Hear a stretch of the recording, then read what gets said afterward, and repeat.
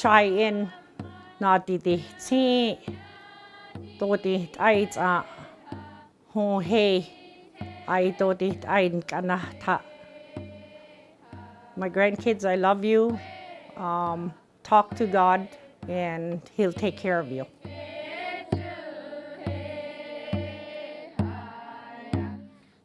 Lorraine, Titus, Chancy, Nabia ni in Kates and Dite, Shna Ina, Shta Kinney, Schnads I Son Lily Northway, Schnads I Sai Walter Northway, Shtats I Ton Elsie, Shtats I Sai Peter. I was born in the village at my grandparents' house in 1953. I'm one of those kids that the saying is, you know, when you get raised by a village, I was raised by a village, you know, a lot of people were involved in my life as I was growing up.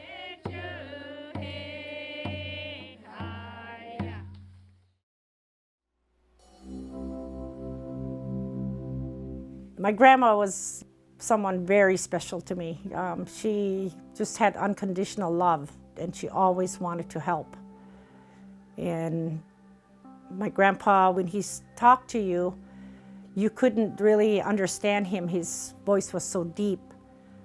But yet, you know, he had a caring heart. He was another one that helped people all the time. And we went up to their camp at 10 Mile, and Grandpa would go out and sit with muskrat traps around 3 lakes, and every morning I would get up and I would go take off and with a backpack and check the traps, and then I'd hear a whistle on the lake and I'd come out to the lake and dump my pack into his canoe, and we'd skid muskrats, and in the evenings we'd just lay there and they would talk to me and tell stories. Things like, don't brag about yourself. You know, you do things from your heart. You don't do it, you know, just to be recognized. You do things to pass it on. You know, Grandma talks about taking care of what you get and preparing food and making sure that you have enough for winter.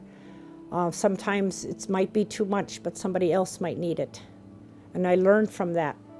Through the summer, I'm cutting whitefish, you know, because they're small, you know, and we dry some and half dry some and put it all away. And then in the fall time, I do more fish, and we work on ducks, and through the winter, we'll eat it. And we're always, you know, trying to do something to share with other people. Growing up there and spending so much time out, you know, in camp with Grandma and them, I think I was fortunate. If I've seen my uncles or anybody headed up that way, you know, and I knew my grandma and them were up there, I'll cry till they take me. I stayed with them pretty much all through my childhood until I started school and got older. And then my parents kind of took me back so that I could go to school.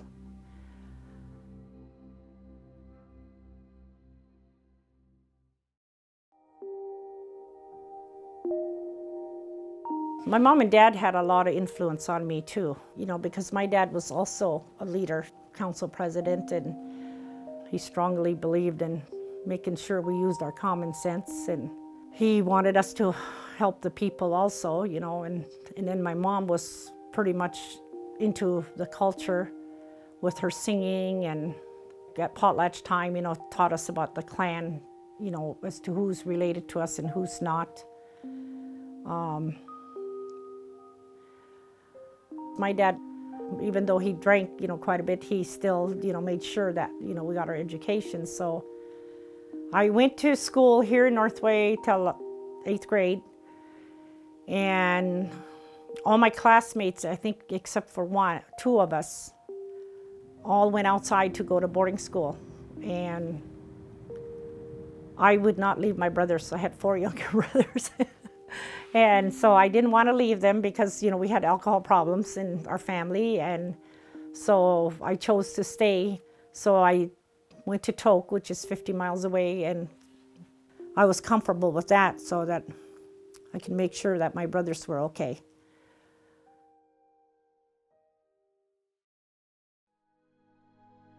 Alcoholism, violence, it was already here as I was growing up, and majority of us became alcoholics. I first got introduced to it, I was rebelling against my parents. I was very young, but they were drinking, and I thought, well, I'm just going to show them that I can do it too, because I just got, tired of, putting up with it. So I started drinking probably when I was about 13. Then when I went to school and stuff, I started drinking, more and more. I quit school for 1 year because I told Dad, when I hit 16, I'm quitting school and blah, blah, blah. So when I turned 16, I quit. Then I ended up with only a babysitting job, and it was full-time. And then I had my oldest daughter, who I adopted, and then Mom and Dad helped me for a while raise her until I got out of school. Then after that, I graduated from Toke School. I went and was fortunate enough to stay with, one of the elders there, who was part of a lot of my learning, was Laura Sanford. That was where my interest for speaking our language came back. That's all she talked to me, and it was her language. After that, I came home, and I drank a lot. By the time I was 17 years old, I had a ruptured ulcer, because when I drank, I didn't eat.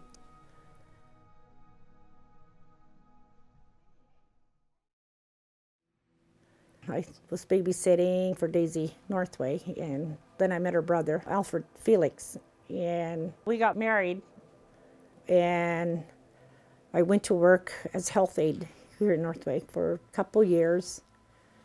And then after that, I got onto the council and stuff at a very young age. So I was only 18 when I started getting involved with the community. And then about a year later, I became, the president of the tribal council. So it was a lot of responsibility, and, making sure that our village is, well taken care of, and our tribal members. And I had my 2 kids by then, and I've made mistakes and started drinking again in the age of 22. Just before I was 22, I had another ruptured ulcers, and this time it was pretty serious. I just, pretty much was in a coma. Some close people didn't think that I was going to make it because I lost so much blood. And then I just promised God that if He gave me one more chance to go home to my kids, I would never drink again.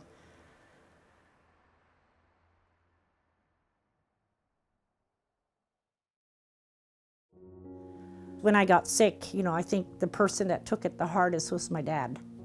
I think that had a lot to do with, me making that decision to quit drinking. And a lot of it is my grandma and grandpa. It's just the respect that I had for them. My grandfather, he started the first school in the village. Actually, it was his own house, and he moved out of there so that they could have school there. And he lived to be 117 years old. And it wasn't for this community, I wouldn't be who I am today, so I decided to give it back. And so I became the alcohol counselor for a couple of years too. So I was able to reach out to the young kids that were drinking and had to give them responsibilities. Then I ended up raising a lot of those kids, just bringing them in and helping them out, raising them. I just didn't want to see kids suffer the way, we ended up suffering, lots of times where we had nowhere to go.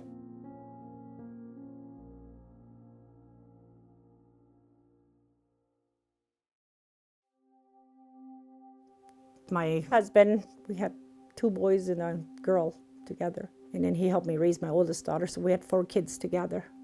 And when our youngest daughter was 2 years old, he died of heart failure, and he was just young, 38.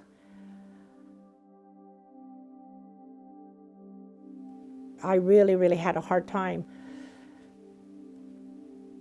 My kids grew up in meetings. I went to work at the tribal council, so I drug them along with me a lot of times because I didn't have nowhere to leave them. They grew up doing what I was doing, and my goal was to work with the young people, and I helped out where I could, with some of the families.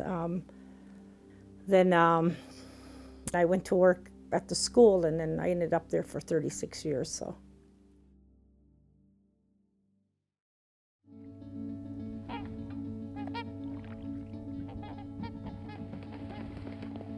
Lee and I met at, going in church, pretty much. We were both, serving the Lord, and he was traveling around singing, and that's how we met.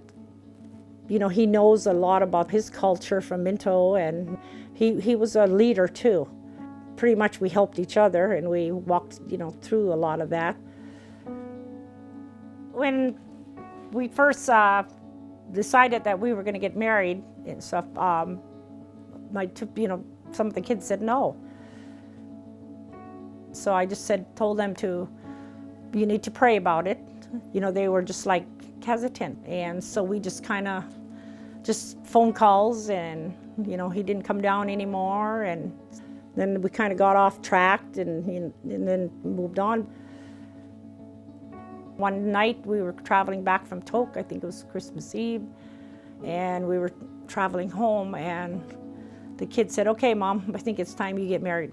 Got married again. So, and then of course my boys in the back said, "Yeah, so we can go hunting again." So we just kind of took our time and made sure that the kids were okay with it, and we got married in Northway at the village church, and so it's been good. We adopted a boy after, and over the years, those aren't our only kids. We've taken a lot of foster kids in. We've been married 30 years last February, so, and he helped me raise my kids, so that's pretty much their dad. The grandkids, that is their grandpa, and he's unfortunate.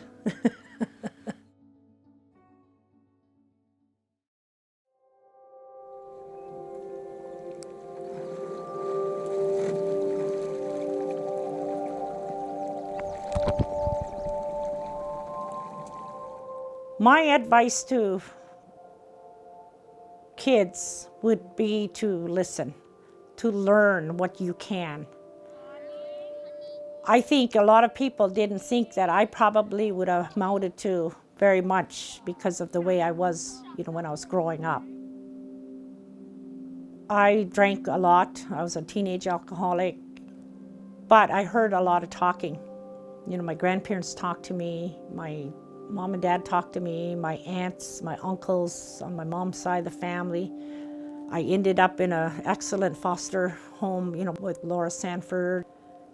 And it all came back. It all came back, and, and I started using it.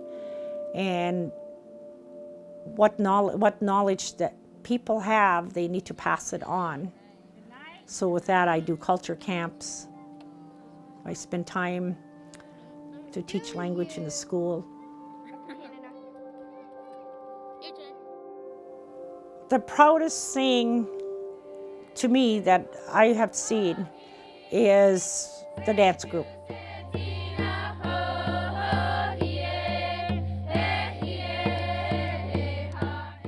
All those parents are dancing with their kids, and and they're giving it all, 100%.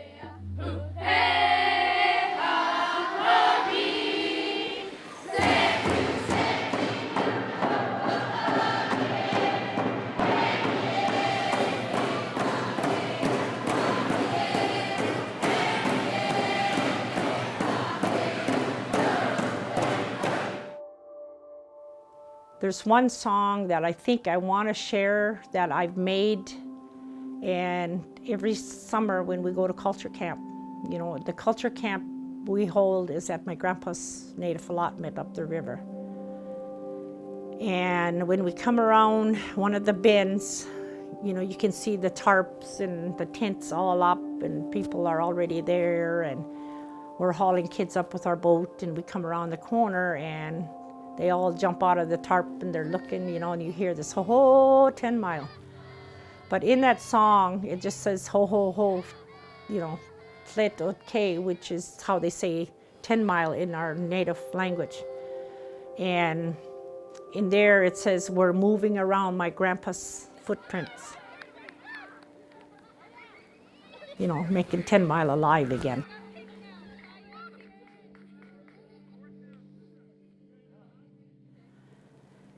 But it goes, ho, ho, ho, tlet ke, ho, ho, ho, tlet ke, we are ho, ho, tlet ke, we are ho, ho, tlet ke.